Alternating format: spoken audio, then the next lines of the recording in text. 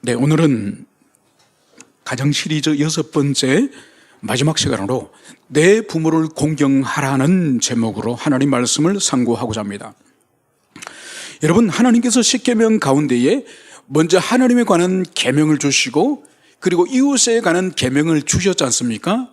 이 두 계명의 이 연결고리, 이 가교 역할을 하는 것이 바로 부모에 관한 이 5번째 계명인 것을 우리는 알고 있습니다. 그래서 이 부모에 관한 이 계명은 하나님과 관계되어지기도 하고 또 이웃과 관계되어지기도 하는 이 접촉점이 바로 이 부모에 관한 계명이라는 것을, 이것을 주의 깊게 우리가 생각을 해야 될 것입니다. 그래서 종교개혁자 루트는 심지어 이렇게까지 말을 했습니다. 부모는 이 세상에 하나님의 대리자이다. 그래서 눈에 보이는 이 부모에게 순종하지 못하는 사람은 눈에 보이지 않은 영이신 우리의 참 아버지이신 하나님 아버지께 순종하지 못한다는 거죠. 자기를 낳아주고 자기를 키워주고 모든 좋은 것을 주신 부모에게 순종하지 못하는 사람이 영이신, 도무지 그분을 파갈 수 없는 영이신 그 하나님을 순종한다는 것은 있을 수 없다는 일이죠. 그래서 오늘 우리 6번째 가정 시리즈 마지막 시간, 이제 자녀된 자로서 부모님을 어떻게 대할 것인가, 이 문제를 오늘 살펴보고자 합니다.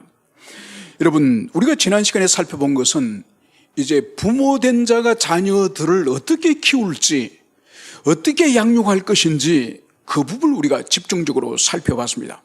그렇다고 나면은 이제 오늘은 자녀된 자들이 자신의 육신의 부모를 어떻게 섬겨야 될지 그 부분을 살펴보고자 합니다. 여러분, 그러기 위해서는 우리가 먼저 부모의 존재의 의미를 먼저 우리가 생각을 해야 됩니다. 그래서 먼저 부모는 첫째, 우리의 생물학적이고 우리의 존재의 근원이다. 이 문제를 우리가 먼저 생각을 해야 될 것입니다. 여러분, 이 지상에 아담과 하와만이 하나님이 직접 창조하셨고 그 이후에 모든 인류는 하나님이 직접 짓지 않으셨습니다. 다 부모의 혼인과 부모의 결합을 통해서 모든 인류는 존재하게 된 거죠. 그래서 자식이 없는 사람은 이 지상에 있습니다. 그런데 부모가 없는 사람은 이 지상에 아무도 존재할 수 없는 것이죠.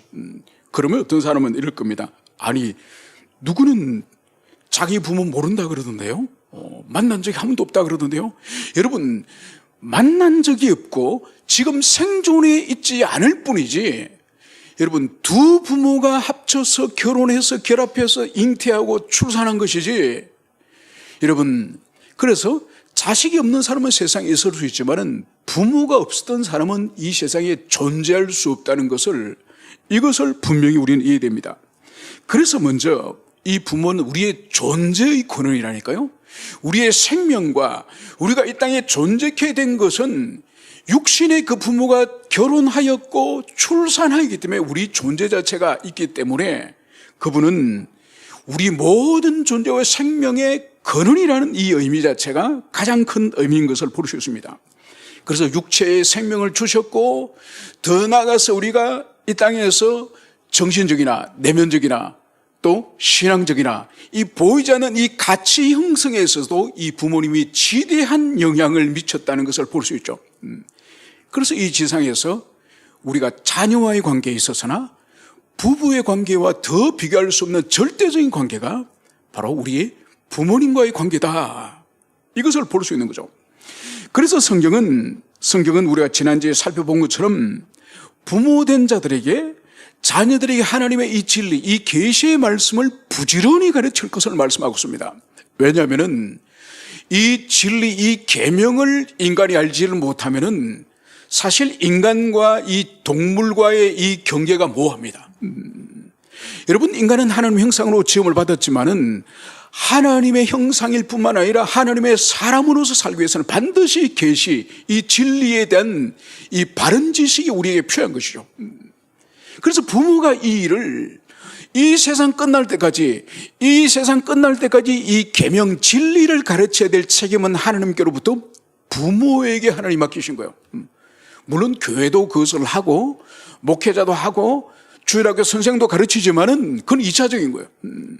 그래서 이 세상 끝날 때까지 하나님이 이 진리 말씀을 자녀들이 가르쳐서 하나님이 어떤 분이신지 인간이 어떤 존재인지 우리가 어디서 왔으며 어디를 향해서 가며 이 땅에 사는 목적이 무엇인지 이것은 오직 성경 진리 밖에서는 찾을 수 없는 거예요.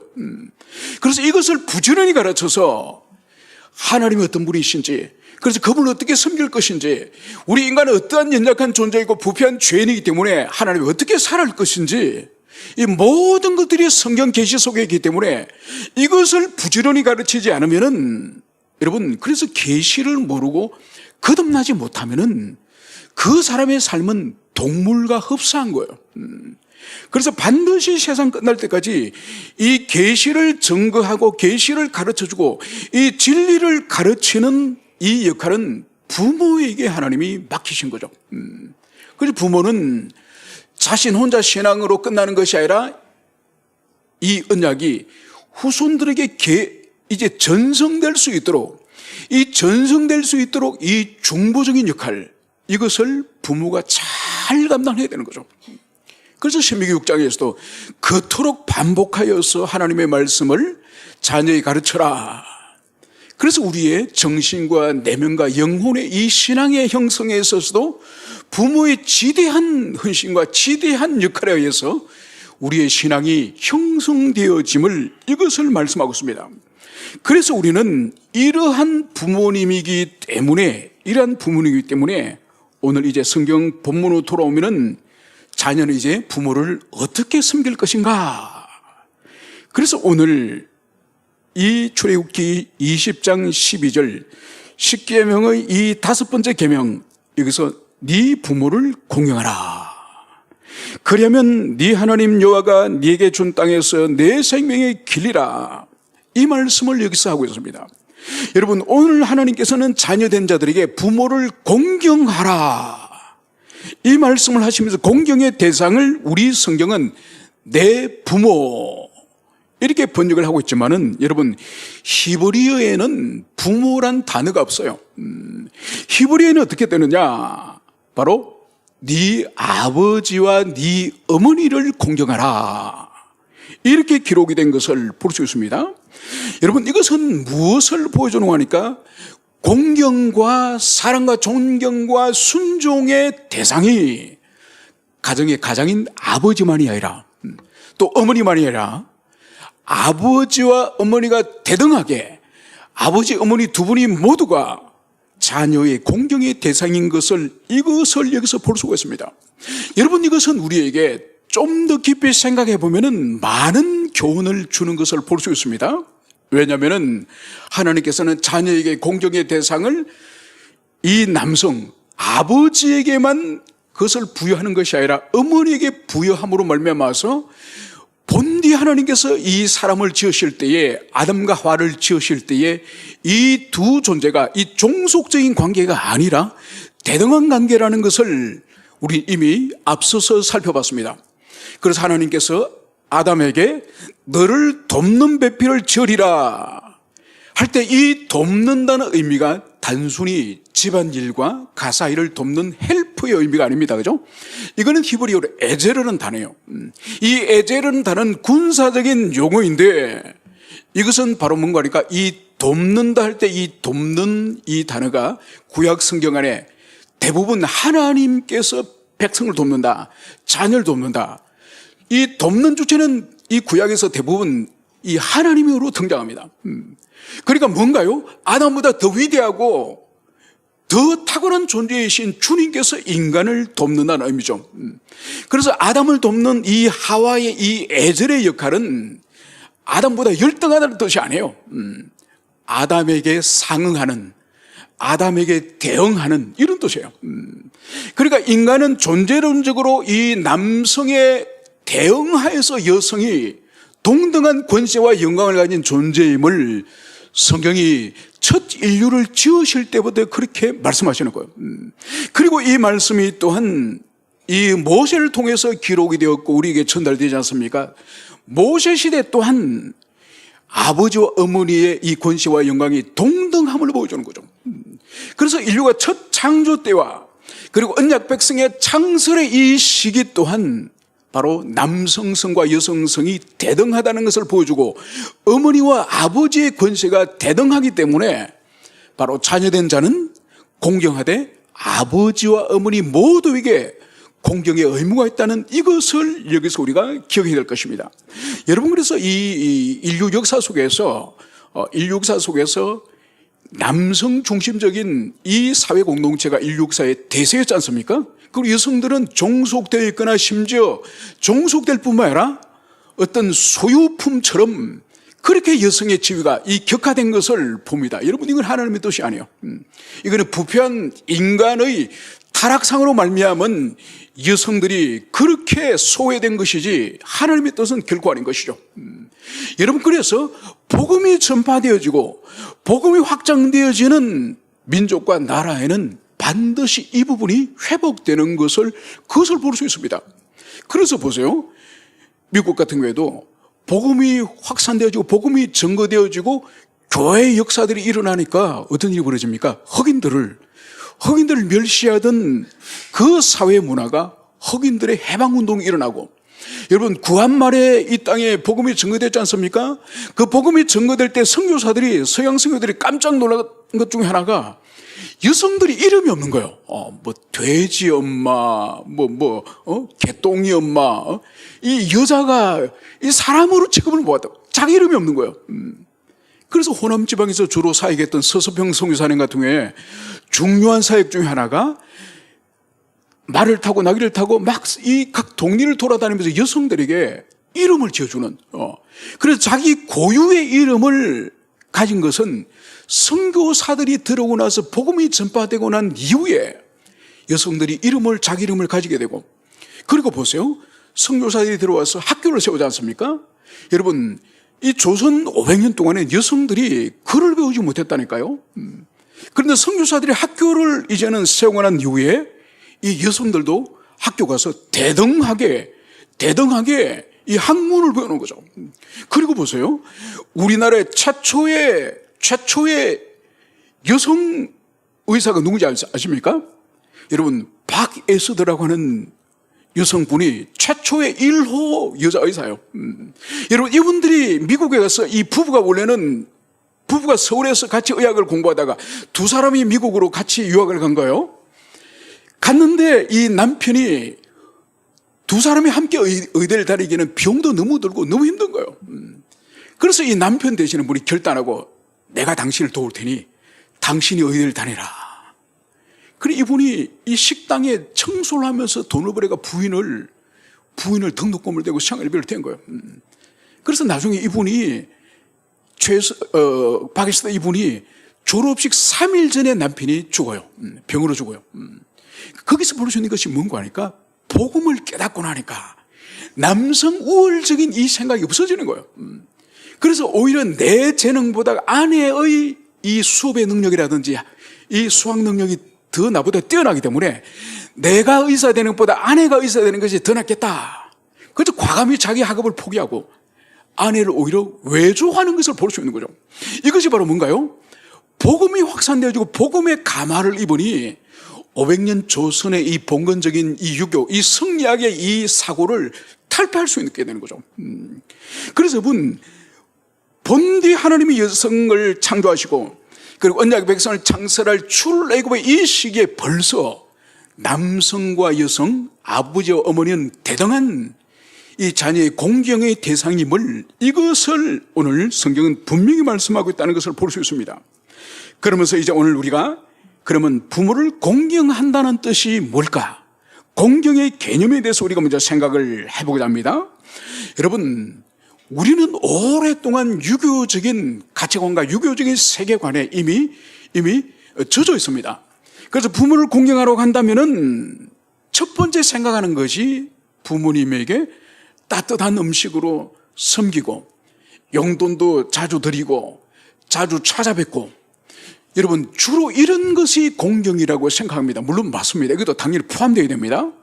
그런데 어원적으로 공경하다라고 하는 이 의미는 바로 뭔가 하니까 이 카베드라는 이 단어를 사용하는데 이것은 무겁게 여기다, 중요시하다. 여러분, 이것이 공경하다의 어원이에요. 이것은 뭘 말하는 거니까 자녀는 부모를 경홀히 여기거나 가볍게 여기거나 쉽게 생각하거나 그런 것이 아니라 이 부모에 대해서 아주 신중하고 무겁게, 그분에 대해서 진지하게, 이것을 여기서 말씀하고 있는 것을 볼 수 있습니다. 여러분, 그래서 레위기에 보면은 하나님께서 내 부모를 경외하라 이 표현을 사용해요. 여러분, 원래 경외의 대상은 누군가요? 경외의 대상은 하나님이죠. 그런데 레위기에서는 이 부모 또한 자녀들에게 내 부모를 경외하라 이 말씀을 사용하는 거죠. 이것은 뭔가 하니까 부모는 보이지 않는 하나님의 대리자의 역할을 하기 때문에 그 정도로 부모를 향하여 이 두려운 마음을 가질 그것을 말씀하는 거죠. 그것처럼 오늘 부모를 공경하라고 할 때 이 카베도 결코 가볍게 여기지 않고 무겁게 여기고 중요시 생각하는 이것이 공경의 첫 출발이다. 이것을 여기서 말씀을 하고 있습니다.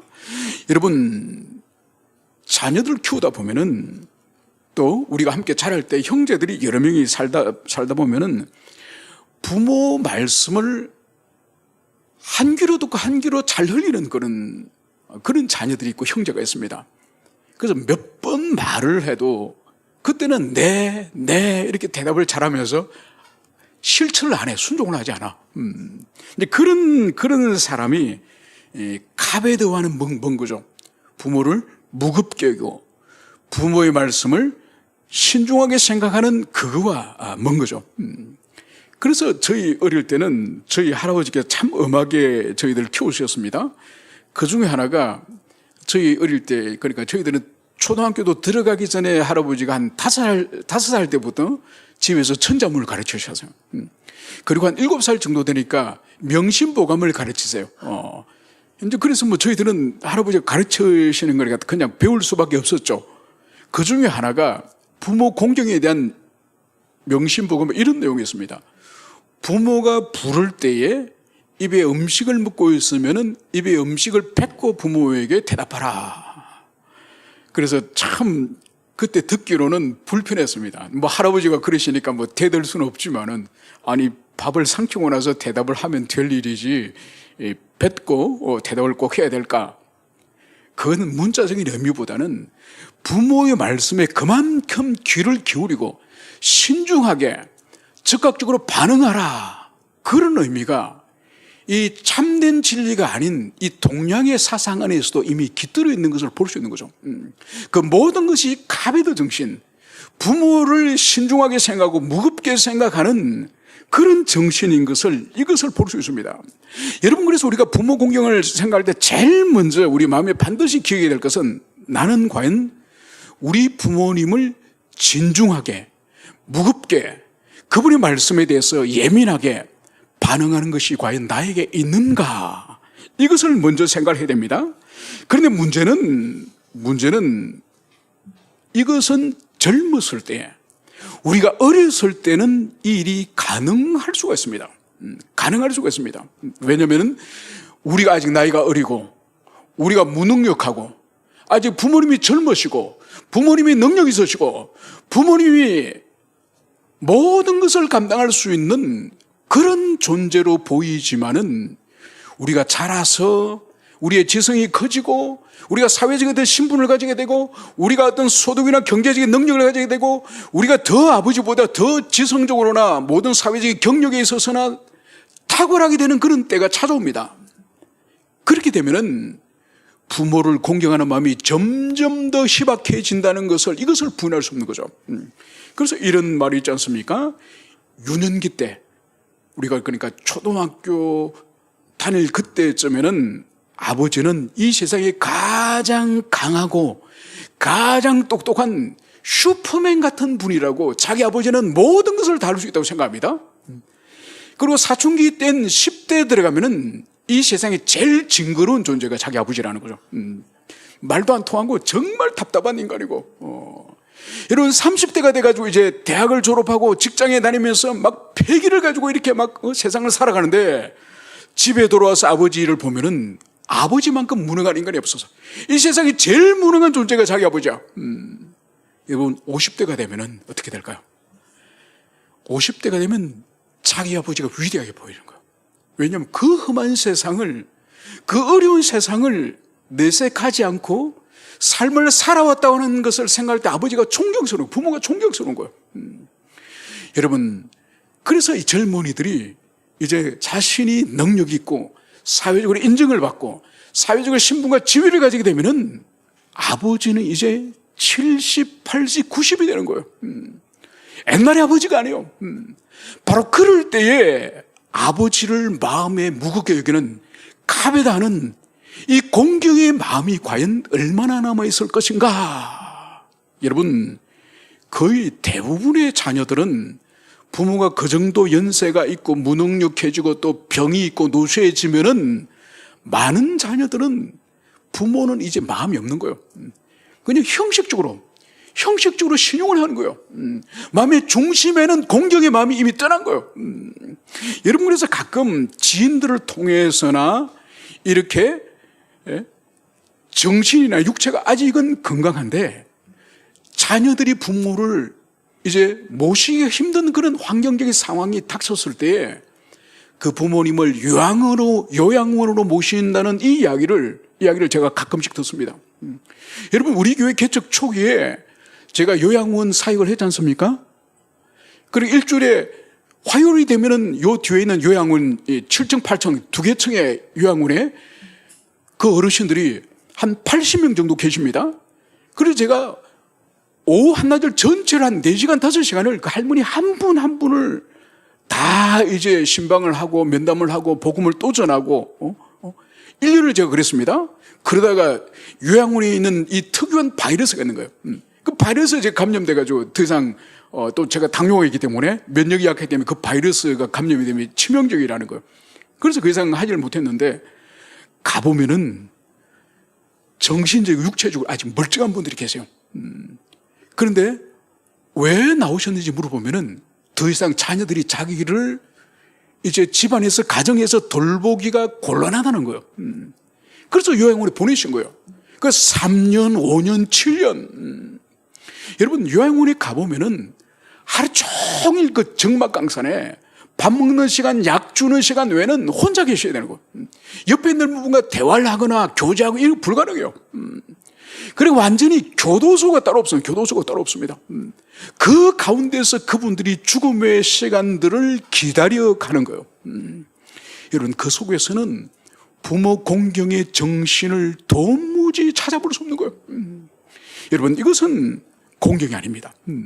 그래서 우리가 나이가 들고 능력 있고 사회적인 신분을 가지게 되고 부모는 그 대신 노쇠져 가고 무능력해져 가고, 여러분, 그때도 우리 마음에 공경의 마음이 사라지지 않고 공경의 마음이 계속 유지되어야 될 것임을 성경은 이것을 말씀하고 있다는 것을 볼 수 있습니다. 여러분, 그래서 이것은 우리의 이성의 능력으로, 우리의 자연적인 본성으로서 불가능한 거예요. 왜냐하면 연세가 드시면 사회적인 능력은, 생산력은 제로가 되고 그 후로부터는 계속 돈을 소비해야 되지 않습니까? 자녀의 돈을 소비해야 되고, 여러분, 그러면 성가신 존재가 되는 거죠. 그런데 변함없이 부모님을 공경하고 그분을 중요시 여긴다는 것은, 이것은 여러분 하나님의 은혜의 심령 가운데서 우리가 젖어 있지 않으면은 빨리 안 돌아가시나, 저 성가신 노인이 빨리 돌아가시면 좋을 텐데, 여러분, 이런 마음이 생기는 거예요. 여러분, 이런 마음은 주님이 기뻐하지 않으세요. 주님이 원하시는 것은 진정으로 공경의 마음을 가지시길 원하고, 그 공경의 마음 가운데 이제 주님이 어떤 은총을 주시기를 약속하시느냐. 그래서 이 부모 공경에 대해서는 이 10계명 가운데서 다른 계명과 달리 바로 주님께서는 구체적인 복을 주시겠다, 이 약속을 하고 있는 것을 볼 수 있습니다. 그래서 출애굽기 20장 12절에서도 네 부모를 공경하라, 그리하면 내 하나님 여호와가 내게 준 땅에서 내 생명의 길이라.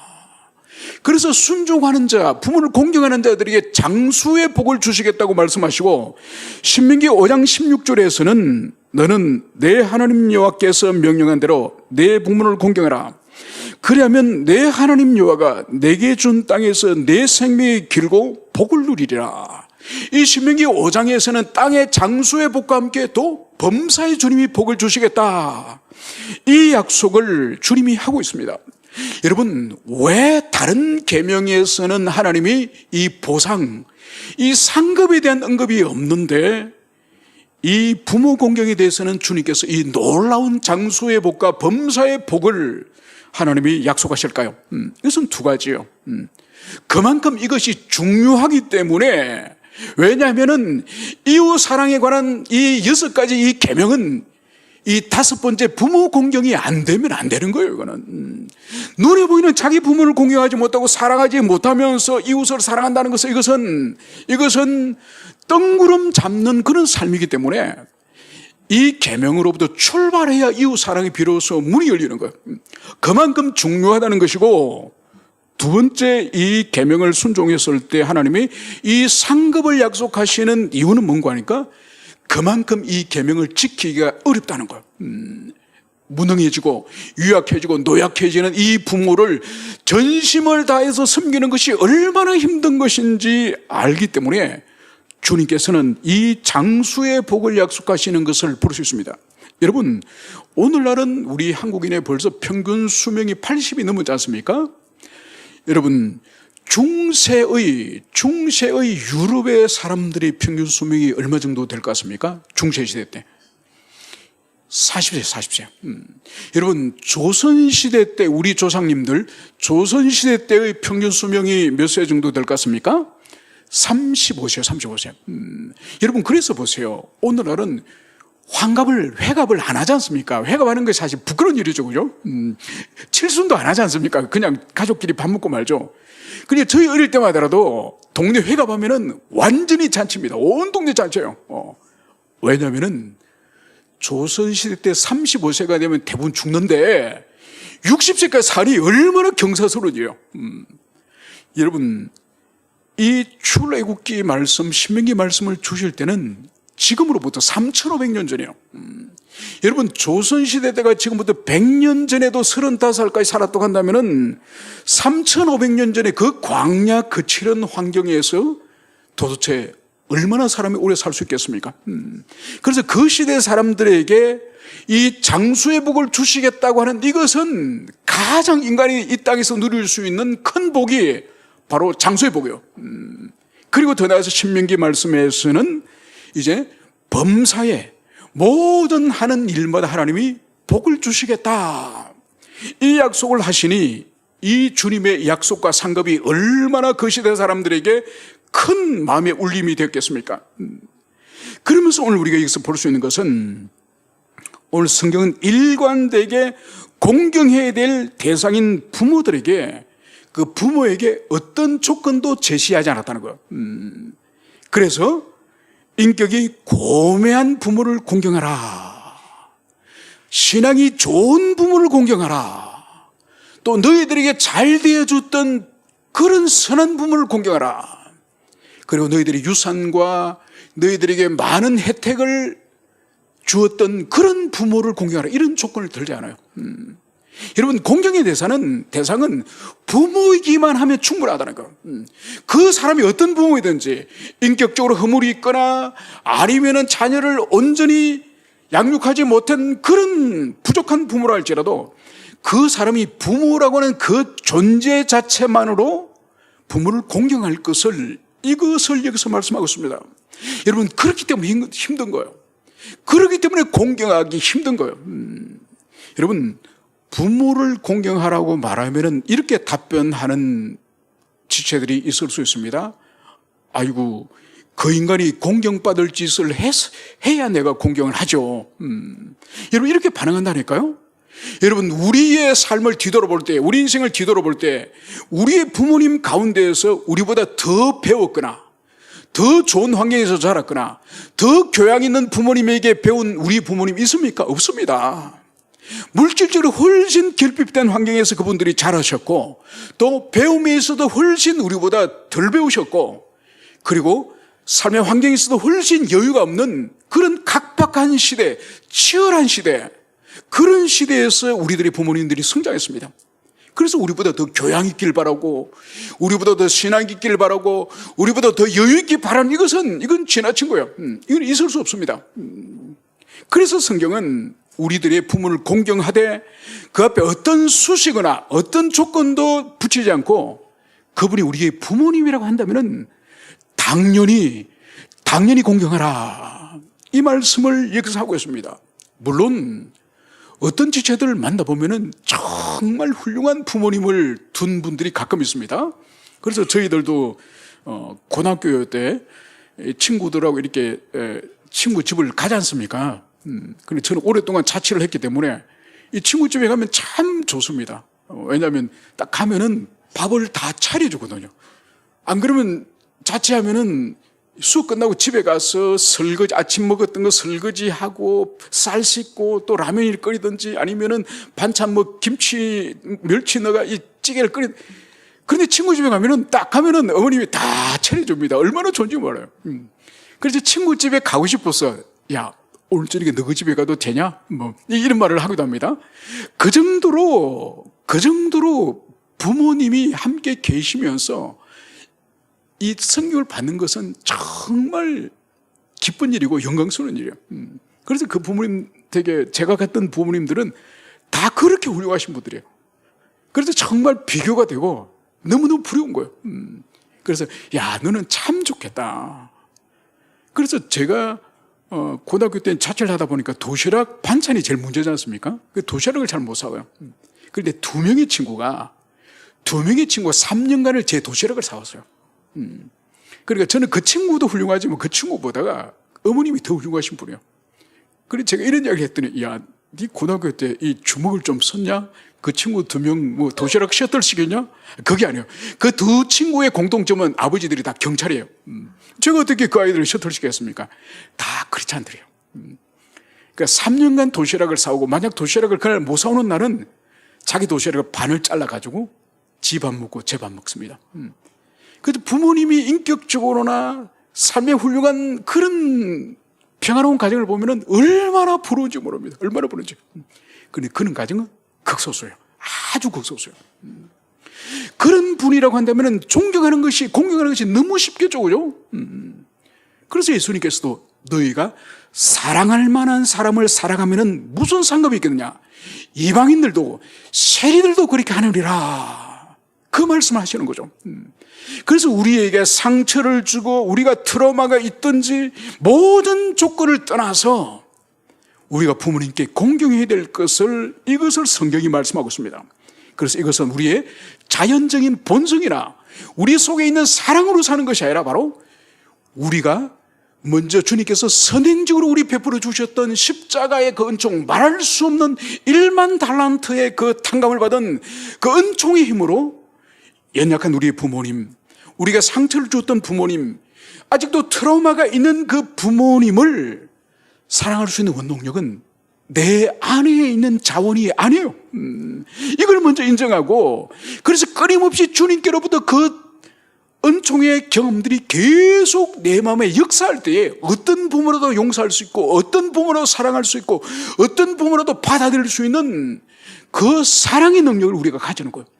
그래서 이것을 먼저 여러분들이 마음에 새기시고, 이제 마지막으로 살펴본 것은, 오늘 바울 사도는 이렇게 말씀을 하고 있습니다. 자녀들아, 주 안에서 너희 부모에게 순종하라. 이것이 옳으니라. 여러분, 구약 성경의 이 말씀을 받는 사람들은 다 히브리인들이에요. 그래서 모든 히브리인들은 다 여호와 하나님을 경배하는 언약의 백성이죠. 형식적으로도. 근데 신약의 이 바울의 서신을 받고 있는 에베소서라든지 골로새서는 이방인들이 함께 신앙생활하는, 그리스도 안으로 들어와서 신앙생활하는 그런 사람들이에요. 그렇기 때문에 부모님들이 신앙생활을 하지 않거나 가정 안에서 신앙을 가지지 않는 사람들이 있을 수 있는 거예요.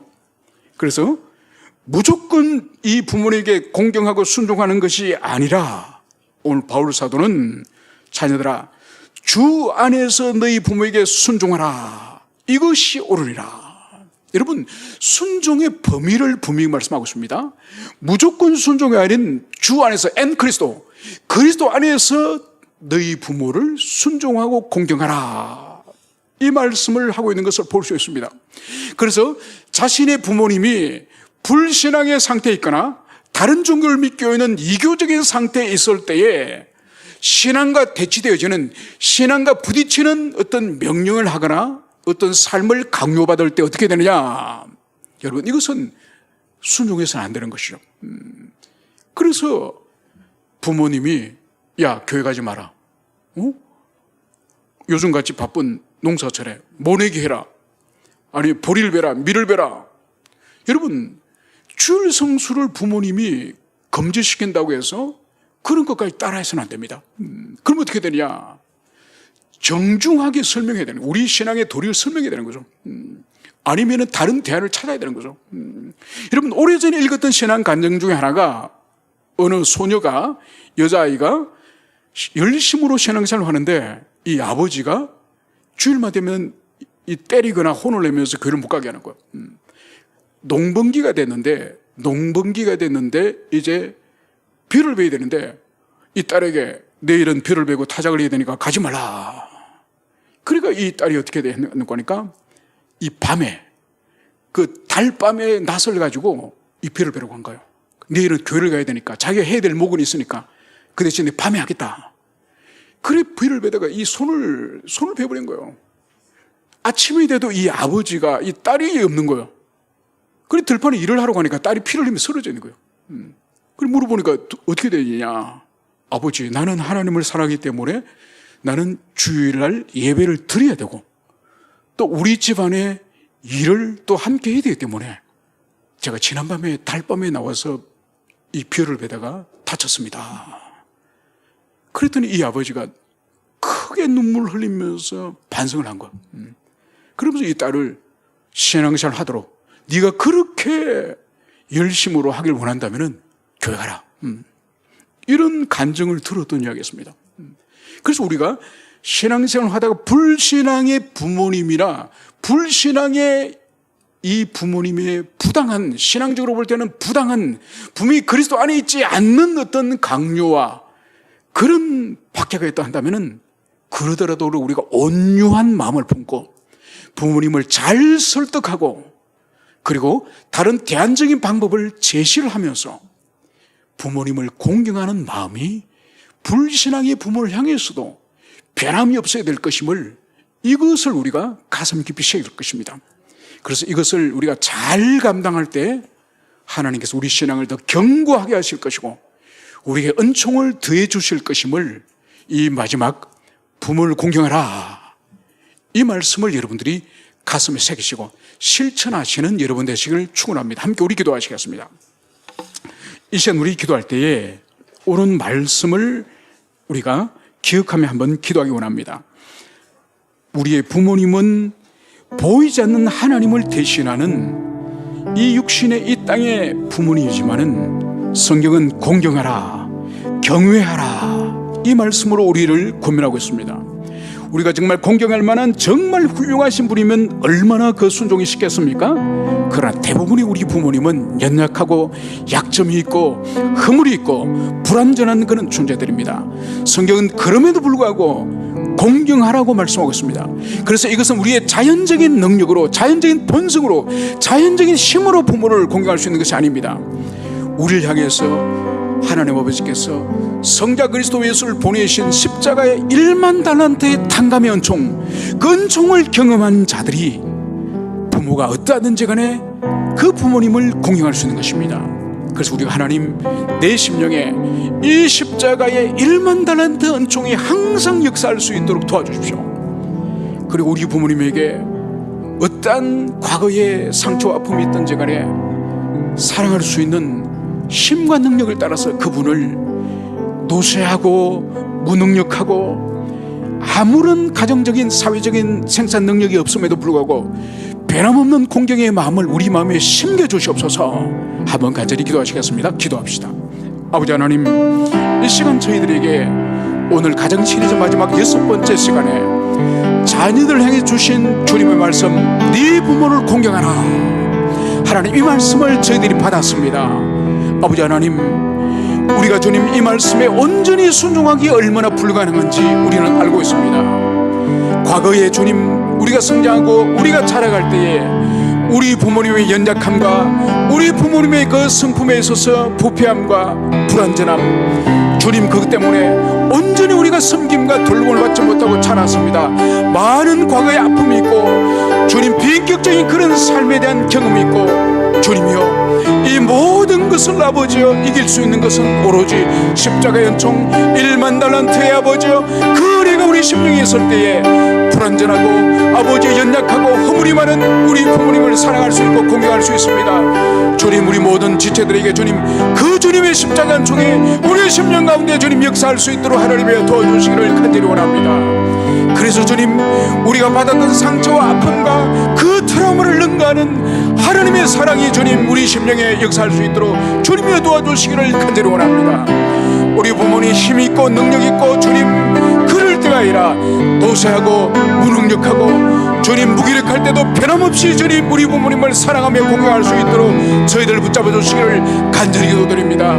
주님, 그러므로 말미암아서 우리 가정 안에 하나님의 사랑과 은총이 역사할 수 있도록 주여 도와주시기를 간절히 원합니다. 아버지 하나님, 오늘 언약의 자녀들에게 하나님께서는 자신의 부모를 향하여 공경하고 순종할 것을 말씀하고 있습니다. 아버지 하나님, 우리들의 부모님이 젊으시고 능력이 있고 사회적인 신분과 지위를 가지고 있을 때는 이 계명을 순종하기가 쉽지만은, 그러나 연로하여서 노쇠하고 병들고 무기력하고 사회적인 생산력이 아무도 없는 그런 존재가 될 때에 변함없이 우리가 주님을 경외하듯이 부모님을 경외하고 사랑한다는 것이 얼마나 힘든지 저희들이 알고 있습니다. 그래서 우리가 주님 이 계명 앞에 순종 또한 우리가 본래의 자리로 돌아가서 주님의 십자가에 무한한 그 1만 달란트의 은총의 경험이 반복되기를 원합니다. 그래서 사랑할 수 없는 부모님을 사랑하며 존경할 수 없는 부모를 존경하며 공경할 수 없는 부모를 공경하고 경외할 수 없는 부모님을 경외할 수 있도록 저희들이 힘주시기를 간절히 원합니다. 그래서 주님, 부모를 공경하는 이 가정의 모습을 우리들의 자녀들이 또한 배우고 승리할 수 있도록 도와주시고, 그래서 그 가정이 대대손손 부모를 공경하는 믿음의 가정이 될 수 있도록 모든 저희들 교우들 가정 위에 함께 해주시기를 간절히 기도드립니다. 그래서 주님이 기뻐하시는 우리 모든 가정이 될 수 있도록 이번 가정 시리즈의 말씀을 우리가 가슴에 새기고 우리가 순종할 수 있도록 아버지 하나님 모든 교우들 가정 위에 복 주시기를 간절히 원합니다. 참으로 감사를 드리며 거룩하신 예수님 이름으로 기도합니다. 아멘. 이제는 우리 주 예수 그리스도의 은총과 아버지 하나님의 끝없는 사랑과 성령 하나님의 교통하심이 부모님을 공경하기를 결단하는 의왕주님의 교회 모든 성도들 위해 이제로부터 영원히 함께 있을지어다. 아멘.